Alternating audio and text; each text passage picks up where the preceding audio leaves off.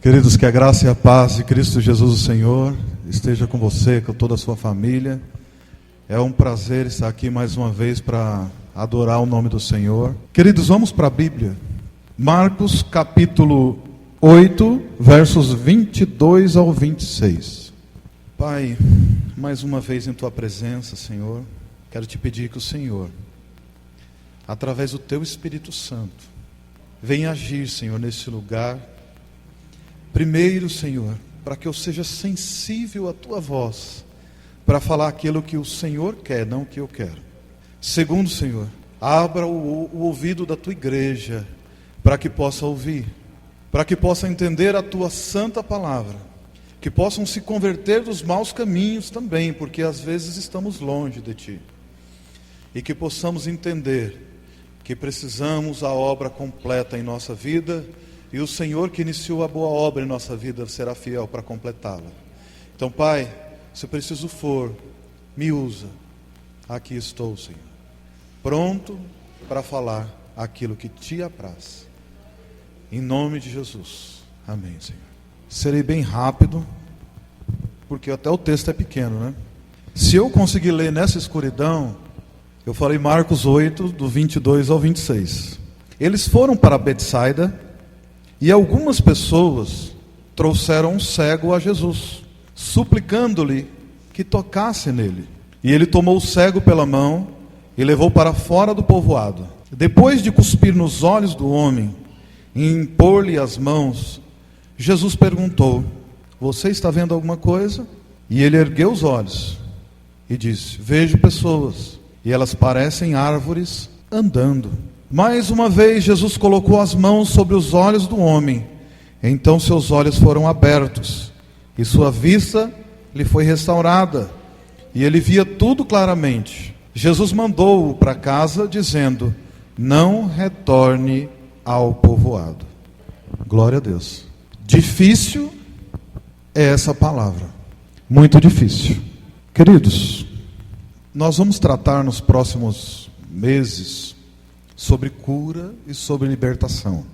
Nada melhor do que a gente consultar quem é que falou sobre cura, quem é que falou sobre libertação. Nada melhor do que a gente voltar às Escrituras Sagradas e ver quais eram os milagres e o porquê ele fazia aquele tipo de milagre. Por que os apóstolos registraram esses milagres que chegassem até hoje? João mesmo fala que Jesus fez muitos milagres que, se fosse relatar todos, não caberia nos livros daquela época. Hoje caberia nos nossos. Quantos terabytes será que daria para escrever os milagres que Jesus fez? Muitos. Porque Jesus respirava milagres. E ele disse uma coisa: aqueles que creem em mim farão as obras que eu faço e farão maiores ainda. Então, se não está acontecendo os milagres, não é porque Jesus mudou, é porque nós deixamos de proclamar que Jesus cura, nós deixamos de proclamar que Jesus liberta, nós deixamos de proclamar que Jesus transforma. Então nós vamos voltar às Escrituras, nós vamos olhar como foi os milagres e por que eles se deram, para que a gente entenda quando é que nós vamos orar por pessoas e quando eles serão curados. Porque nem tudo aquilo que parece realmente é aquilo que parece. Nós estamos olhando uma coisa e ela não necessariamente é aquilo. Tem outras coisas além daquilo que nós estamos vendo. Filosófico, né? É por isso que é melhor o texto. Deixa a Bíblia explicar a Bíblia. Jesus estava indo para Betsaida.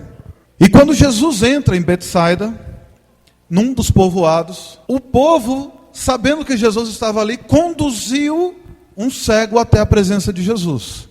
Aquele cego cria que Jesus podia curá-lo? O que vocês acham? Se ele cresce, ele não precisava que ninguém o conduzisse. Ele era cego. Ele podia andar. O povo que conhecia ele, que levou até Jesus, cria que Jesus podia fazer alguma coisa? Sim, com certeza. Senão eles não levariam. Quando a gente olha para esse texto, o que salta aos olhos é que vale a pena andar com algumas pessoas que nos levam ao encontro de Jesus. Porque tem pessoas que a habilidade delas é crer que Jesus realmente é Deus e que Ele pode fazer coisas muito boas. E tem outras pessoas que não creem, e com essas pessoas nós não podemos andar.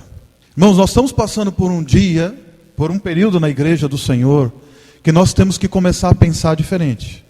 Quando a gente vai, as pessoas que estão chegando perto da gente, hoje a gente tem que começar a fazer uma pergunta. A primeira pergunta que a gente tem que fazer para as pessoas que se aproximam de nós é perguntar: de onde tu vens? Porque dependendo da resposta, se for de rodear a terra e passear por ela, vocês já sabem o que é. Mas tenha certeza de uma coisa: existem pessoas que você vai perguntar para ele de onde você vem. Eu vim da casa do Senhor. Daí você pergunta de novo: de onde você está vindo agora? Estou vindo da casa do Senhor. Onde você estava? Eu estava na casa do irmão fulano, e ali nós estávamos falando da palavra de Deus. Irmão, mas que coisa tremenda. Você precisava estar lá. A primeira coisa que nós olhamos nesse texto: ande com pessoas que vai te levar a um degrau além daquilo que você está. Na tua vida, se você é a média das 5 pessoas que você convive. Se você anda com pessoas que têm o espírito de porco, que só olha para baixo, que ele nunca ergue a cabeça, ele está só andando de cabeça virada para baixo, para onde é que você vai olhar? Para onde? Se a gente for para o texto sagrado, Salmos 1 diz: bem-aventurado é o varão que não anda segundo o conselho dos ímpios, não se detém na roda dos escarnecedores, antes ele tem o prazer na lei do Senhor, nela medita de dia e de noite. Quais são as pessoas que nós estamos andando? As pessoas que nós andamos nos conduzem a Cristo. Mas isso também é na igreja, irmãos. Não é só lá fora. As pessoas que nos cercam, elas nos conduzem a Cristo. Qual é o tipo de fé que eles têm? Porque tem pessoas que não têm fé. Como nós estamos falando quarta-feira. Tem pessoas que têm fé na fé. Tem pessoa que tem fé, que vai pedir para o Isa vai orar e Deus vai resolver o problema dela. Ela não crê em Deus, não crê em Jesus, ela crê no pastor Isa, ela crê no pastor Marcos, ela crê no pastor Euclides, ela crê no presbítero Severino, ela crê em você, ela crê em todos, menos em Cristo. Mas você quer que eu te diga uma coisa? Glória a Deus que pelo menos ela ainda está acreditando em alguma coisa. E você é um representante de Cristo aqui na terra. Então você tem a função de conduzir essa pessoa até a cruz e mostrar: aqui está aquele que pode fazer um milagre na tua vida. E levaram o cego até Jesus e suplicaram que ele fizesse alguma coisa. Jesus podia curar o cego ali imediatamente, mas ele fez. Ele tira o homem do povoado de Betsaida e leva ele para fora, para a beira do caminho. Aqui fica mais uma lição. Quando Jesus quer operar um milagre na tua vida, ele vai te tirar de alguns lugares. Ele vai te tirar da roda de truco, ele vai te tirar da mesa do bar, ele vai te tirar da casa de alguns parentes, ele vai te tirar do meio de algumas amizades. E acontece que quando ele te tirar e te levar em algum lugar, você não pode voltar jamais para aquele lugar, como ele diz no final desse texto: vá para a tua casa, mas não retorne ao povoado de onde veio. O grande problema é que muitas vezes a gente quer brincar, e Deus já nos tirou de algum lugar e a gente insiste em voltar para Ele, e insiste em voltar para Ele, e insiste em voltar para Ele, mas para os lugares aonde Jesus já nos tirou, nós não devemos voltar.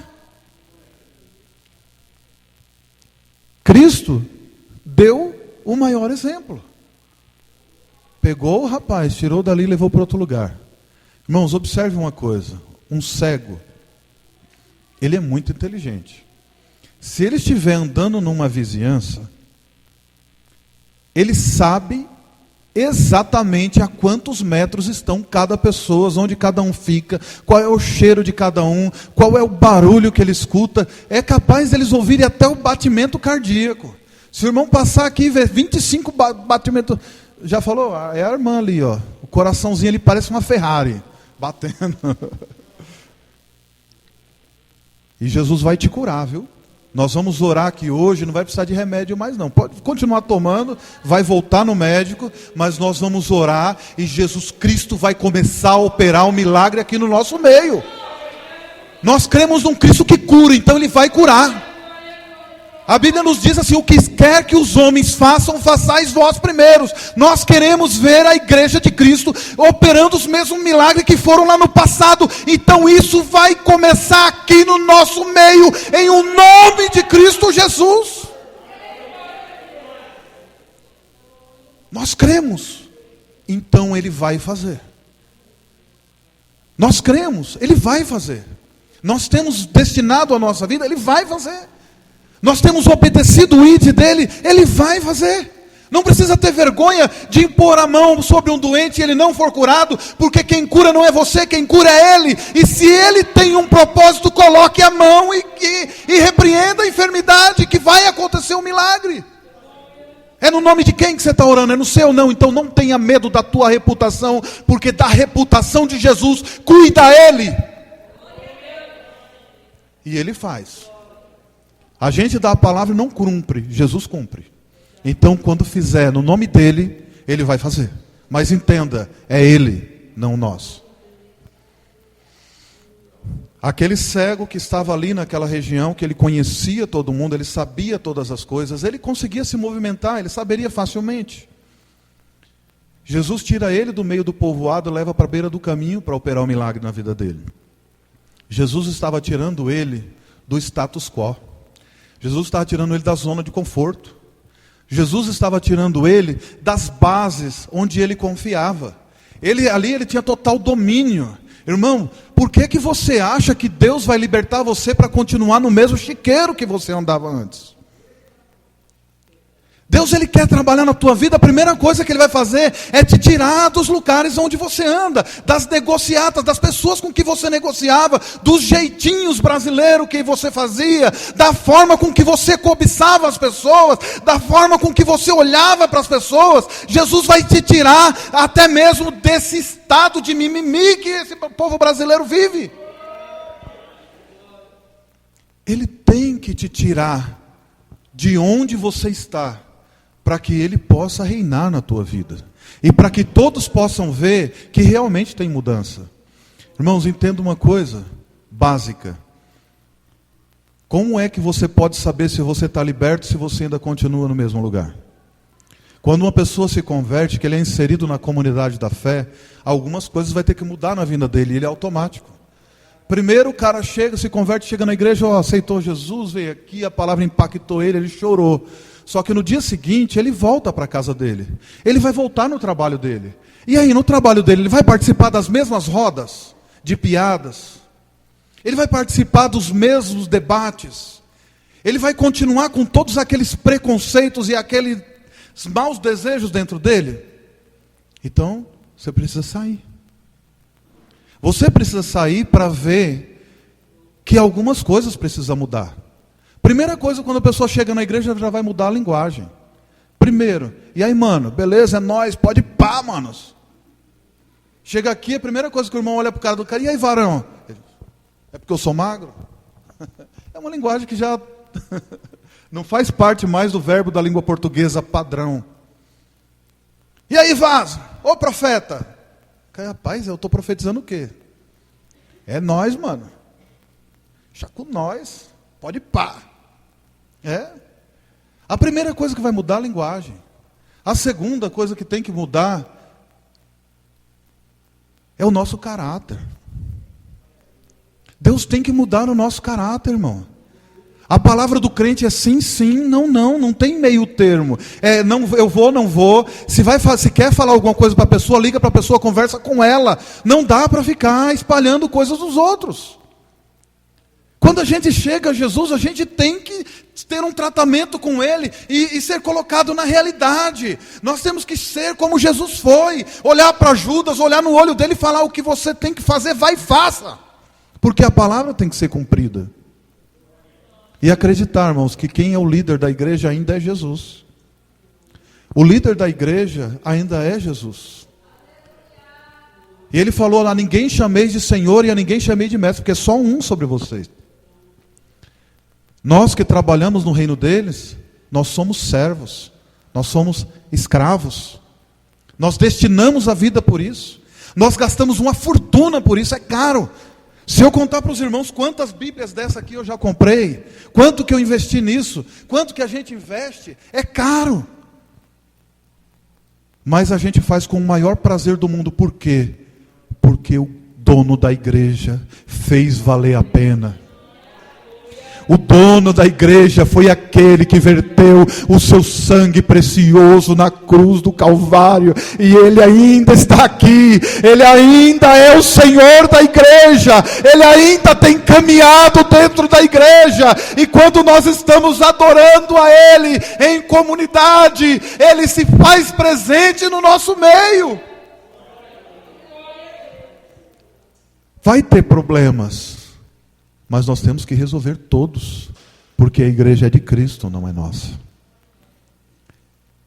Jesus chama aquele cego, tira do meio do povoado, leva para a beira do caminho.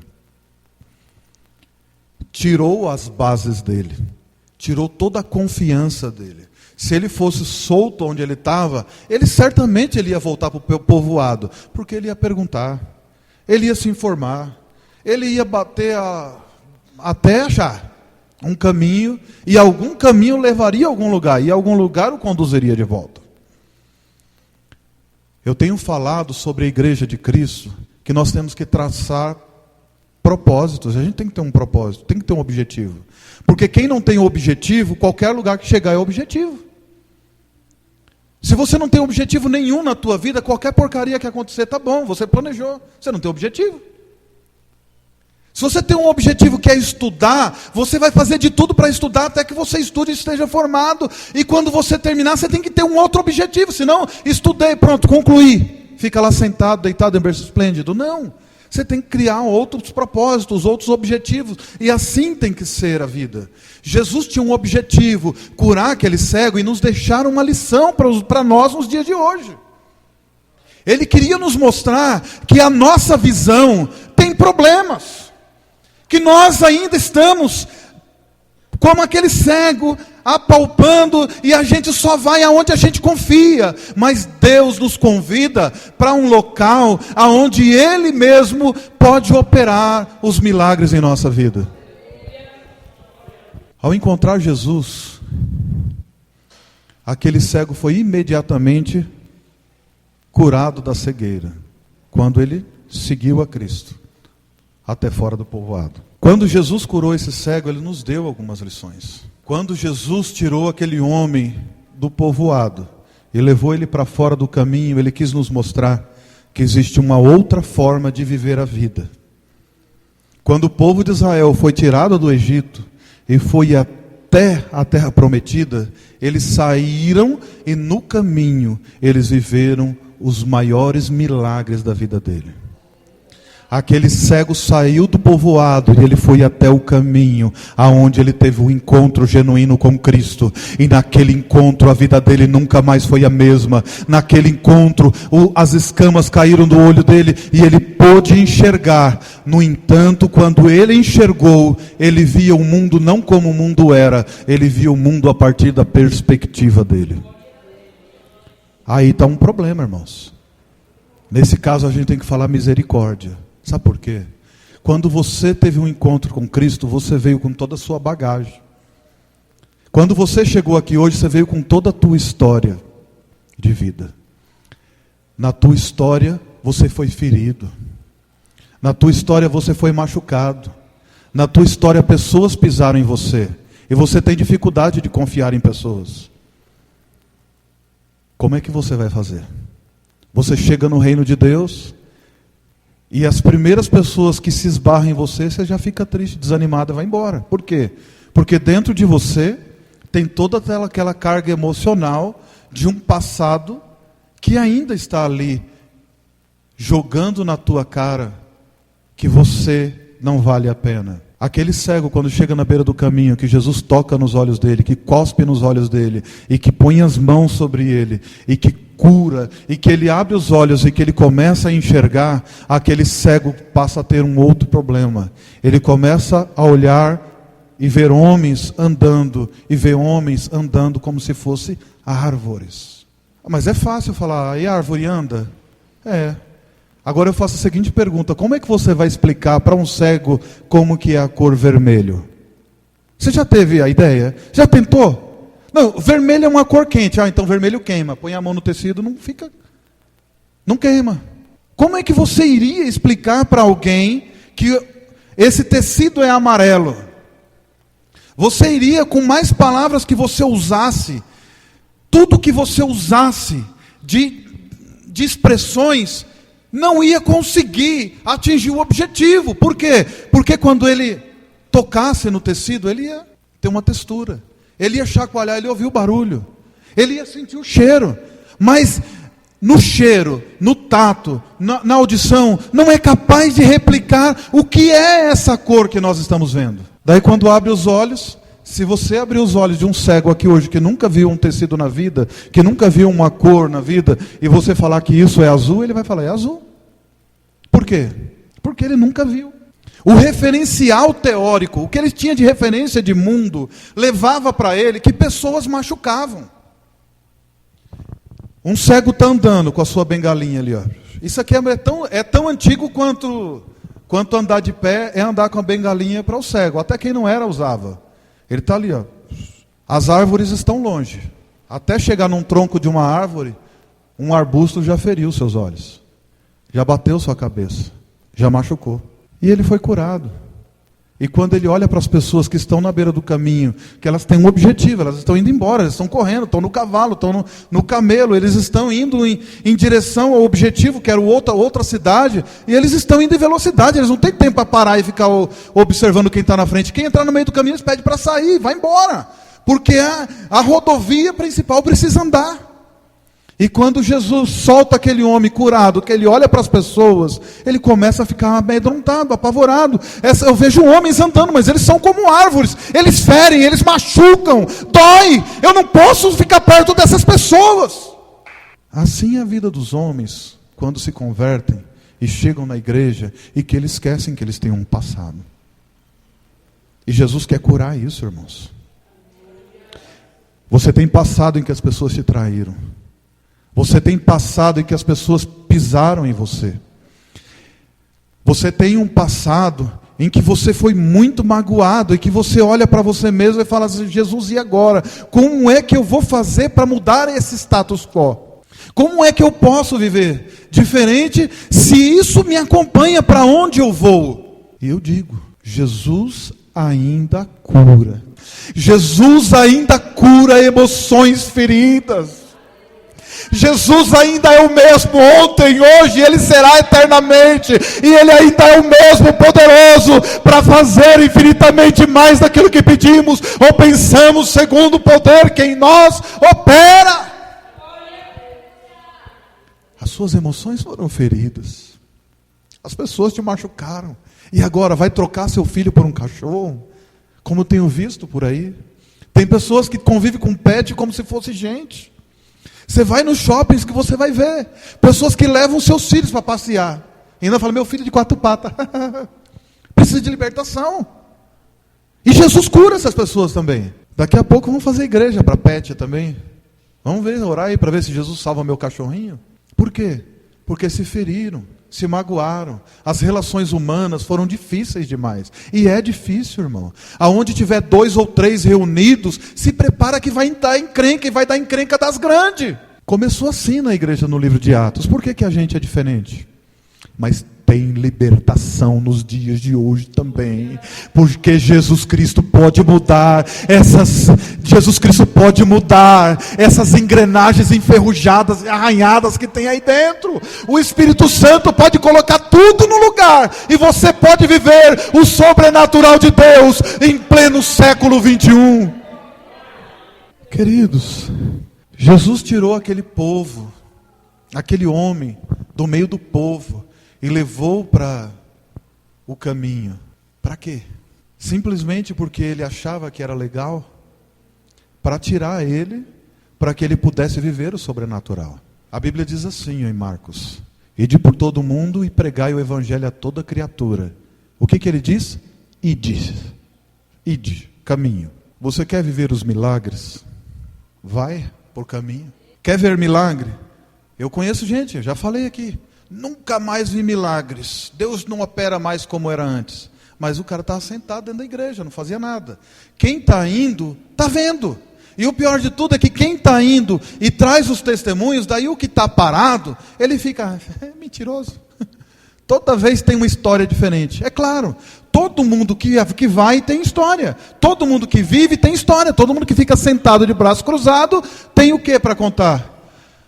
Ai, que tédio. Deus não tem parte com quem fica sentado na rede cantando. Se pelos vales eu, peregrino, vou andar. Deitado na rede, irmão. Eu quero trabalhar para o meu Senhor. Sentado na varanda. Não, irmão. Deus tem milagre para quem vai. Ele chamou o cego, vamos ali comigo para a beira do caminho, que eu vou lhe revelar coisas grandes e firmes que você não conhece. E quando levou esse cego até a beira do caminho, ele tocou nos olhos dele, e ele viu homens como árvores. E esse homem precisava de libertação genuína. Ele precisava de um toque especial. Irmãos, ele precisava, já são 9, ixi, como vai rápido, hein? Ele precisava de um toque especial de Cristo Jesus. Mas entenda uma coisa, somente no desconhecido é que nós podemos entender que o controle das nossas vidas está na mão dele e não nas nossas. Enquanto a gente está naquele local onde é do nosso domínio, aonde a gente domina, Deus não age. Aonde que Ele nos leva para fora dos nossos domínios, nós estamos navegando em águas profundas, e aí é com Ele. Aí é com Ele. Hoje nós vamos aqui, fazer oração de libertação e de cura. São águas desconhecidas para muita gente. Mas para Jesus, o sobrenatural é com Ele. Ele continua fazendo milagres. E Ele continua usando pessoas como eu, como você, minha irmã, como você, minha irmã, como você, meu irmão, como você, minha irmã. Como todos nós, Deus continua fazendo o sobrenatural. E para viver esses milagres, é preciso ir para o caminho. Na Bíblia nós conhecemos um caminho, que se diz, eu sou. Se você abrir no Evangelho de João, no capítulo 14, em algum ponto ali você vai encontrar Jesus dizer, eu sou o caminho, eu sou a verdade, eu sou a vida. E ninguém vem ao Pai, se não for por mim. Para viver o sobrenatural de Deus, tem que ingressar no exército de um homem chamado Jesus, que Ele é Deus e Ele é homem, que Ele é o Cordeiro morto antes da fundação do mundo, que Ele disse, aquele que crê em mim, obras maiores que eu fiz, farão também, vão fazer as mesmas obras, vão fazer obras maiores também, vão pisar em espinheiros e não sentirão dores nenhuma, vão tocar em cobras e mesmo que elas te mordam, elas não te matarão. Se você por um acidente ou por uma obrigação for obrigado a tomar um veneno, você também não morrerá, porque quem está ordenando sou eu. Jesus falando, tá? Eu não. Daí você começa a esperar que as coisas simplesmente aconteçam na tua vida. Mas você ainda não deu um passo de fé rumo ao sobrenatural. E é preciso dar esse passo. É preciso dar esse passo rumo ao sobrenatural daquilo que Deus quer fazer na tua e na nossa vida. Nós somos uma igreja que professamos o nome de Cristo Jesus como o único e suficiente Salvador. Nós somos uma igreja que nós cremos na profissão de fé que os apóstolos fizeram no passado. Nós somos uma igreja que nós cremos no poder sobrenatural do Espírito Santo. E a palavra de Deus nos diz que o que quer que os homens vos façam, façais vós primeiro. E nós queremos que os homens andem no sobrenatural, que eles naveguem no oceano do Espírito. E eu estou te convidando para que essa igreja se coloque de pé e comece a marchar rumo ao sobrenatural, porque nós iremos ver o Senhor abalar esse bairro, nós iremos ver o Senhor abalar essa cidade, nós vamos abalar o estado de São Paulo, e um dia essa igreja será reconhecida não somente em todo o território nacional, mas no mundo, porque é uma igreja que aprendeu a viver no sobrenatural de Cristo Jesus, o Senhor. Isso não são palavras vazias, isso é Jesus que está dizendo que você que crê vai fazer obras maiores que Ele fez, e farão, porque sabe que quem faz é Ele. Se coloque de pé, igreja. Pastor Marcos, por favor. Os pastores aqui, por favor, por gentileza. Quem aqui está doente hoje? Quem está doente precisando de um milagre? Então vem aqui. Vem aqui, irmãos. Quem está precisando de uma libertação, vem aqui. Quem está precisando de uma cura, vem aqui. Porque aqui, ó, esses homens aqui, vem cá, irmãos. Esses homens aqui, essas irmãs, eles não brincam em serviço. Cadê a missionária? Hildo, veio? Essa é uma igreja que crê no sobrenatural do Senhor. Enquanto o ministério aqui de louvor vai cantar.